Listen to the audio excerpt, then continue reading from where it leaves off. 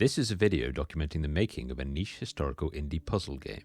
If you enjoy watching the creation of a video game about obscure historical references wrapped in puzzles and mysteries, then perhaps this is the place for you. Hi, Rich here, head of word-based narrative installation and lexical exports. Today, we discuss our process for constructing the narrative of the game, which must be prefaced by saying this entire idea is untested and may produce an absolutely incomprehensible mess of fiction. Hopefully, early playtesting will make this clear, but for now, we'll simply have to wait and see.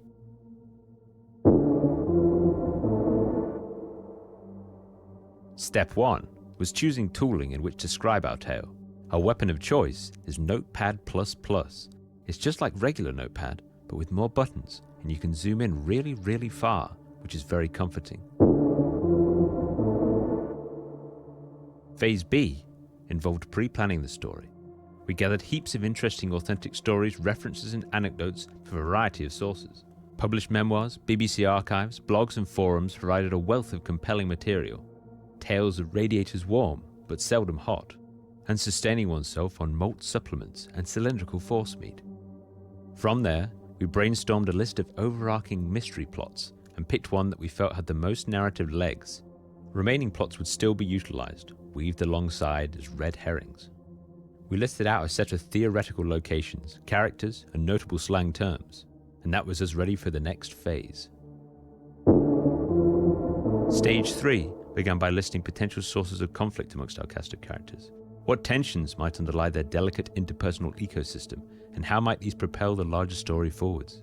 We then figuratively plopped our characters into various locations and, using our library of 1940-era appropriate slang, began to shape their actions towards following our chosen major plot points. We realized down the line that one of our characters didn't quite have as much going on as his peers. Something of a slacker, narrative-wise, he was to be a teacher of French, exempt from the war for a medicated heart condition. We had named him Froggy, as seemed to be a documented tradition for French teachers of the time period. Make of that what you will. In the interest of remaining economical, and not building anything we couldn't squeeze a reasonable amount of on-screen mileage from, we opted to transplant his essential plot points onto neighbouring characters and perform a necessary proverbial axing. While it brought us no joy to part with him at the time, we do feel having one fewer face to remember and slightly richer arcs for the rest of the cast made Froggy's sacrifice a worthy one. Part 4 involved layout of each scene and beginning to tease out the diary structure. To illustrate, location, scullery, character Molesworth attempting to pry open tin of treacle, character Pickering looking at Molesworth saying, "Hurry Molesworth, before head beak catches wind." Alongside this, we would also have ideas of what the accompanying school diary might say about the situation. February 15th. Today, Molesworth managed to slice his finger whilst attempting to prise open a tin of treacle. He set up the most frightful wailing too.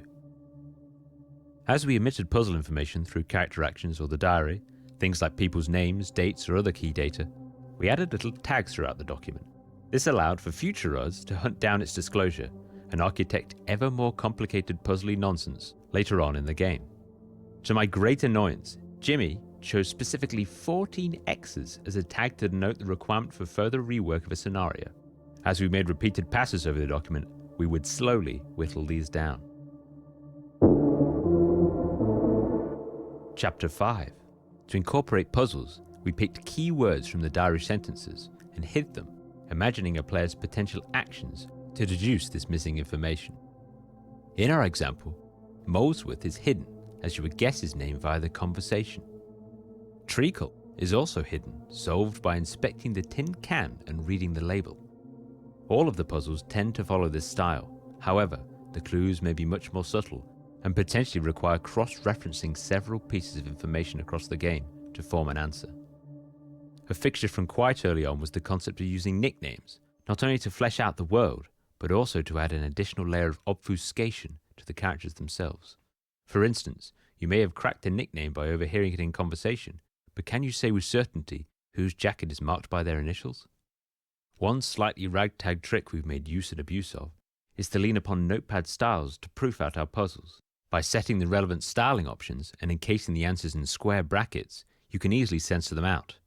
This allows you to employ an unwitting test subject and gauge how solvable or nonsensical your puzzle prompts might be without any temptation for cheating. Truly the cutting edge of technology.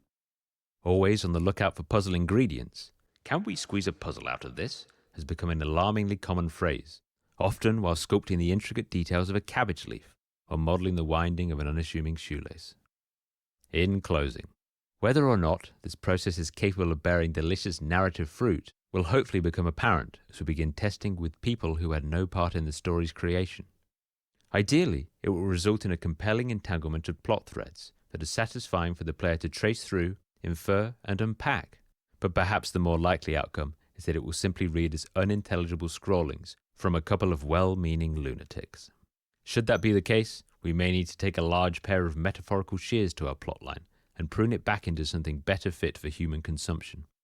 Killing your darlings is an easy suggestion to make here, but when they're potentially propping up a precarious matchstick tower of other hard-fought plot and design elements, it can be a special flavour of painful to wrench them from their nice settled seatings and desperately set about patching up the damage before the whole thing topples. However, regardless of the outcome, the process has proven to be a deeply enjoyable head-scratcher in its own right. Hopefully next time, we'll cover some of the initial block artwork for the various scenes mentioned. But that's all for now.